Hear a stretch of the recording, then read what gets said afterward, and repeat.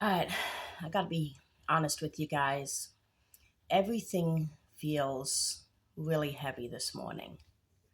I'm sure a lot of you guys are feeling that too. I am still processing everything that's happened within, I don't know, the last 48 hours or so. I think, like a lot of people in this country, I'm kind of a little bit in shock still. I mean, we all knew this was coming. We all knew this was coming. For months, months and months, we've been warning about it.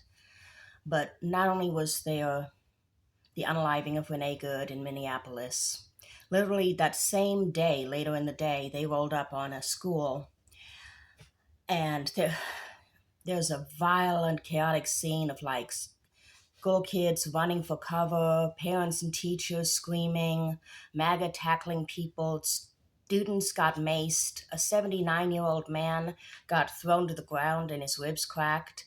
Parents and teachers were put in handcuffs. I mean, and then there's been a mass shooting in Salt Lake City. Um, all of the stuff with Venezuela and then him threatening, like, I've lost count at this point. I think he's thrown in Norway recently too, but whatever. He's threatened like 7, 8, 9 countries in the last couple of days. I mean, it's a lot. It's a lot. And things are accelerating in this country. We are reaching that flashpoint. I've been saying for a while that there would be a tipping point coming.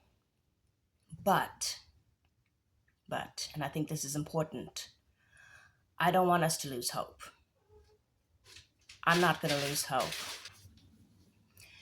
And one of the reasons for that is that I've been a history buff my whole life. That's one of the reasons I'm so alarmed about this regime, because I can see the patterns, I can track what they're doing.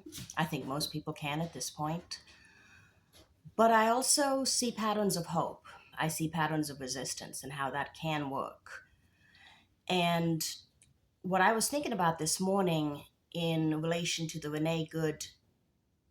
uh, the Renee Good killing in Minneapolis. I'm sorry, I'm not having the best morning. I'm not talking good. But what I was thinking about this morning was Selma in 1965, Bloody Sunday.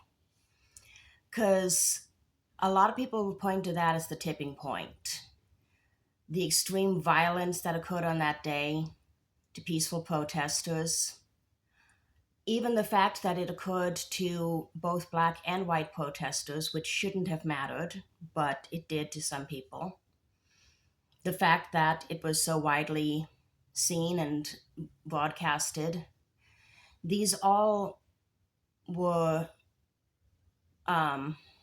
these were all part of what turned the tide of public opinion, and even, the newspapers, everybody else.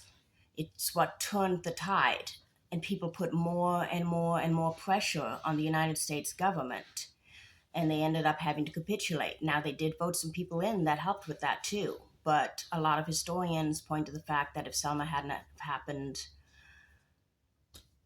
who knows? But, I mean, it wasn't just Selma. There had been a pattern of violence and attacks, and for a long time during the civil rights movement. But sometimes, for one reason or another, something catches the public attention, something catches the gestalt, the zeitgeist of the time. And just like with Jimmy Kimmel, I mean, that's not a comparable situation, but there were a number of people who were being pressured or fired in the media, uh, in the media sphere. And for some reason, the Jimmy Kimmel thing was a flashpoint, and people like almost spontaneously acted as one, and they got results. On a much larger, more serious scale, Selma was the same thing. And I could go on with example after example. Um, but this should be our rallying cry. Renee Good should be our rallying cry. The thing we never let them forget. We never let this die.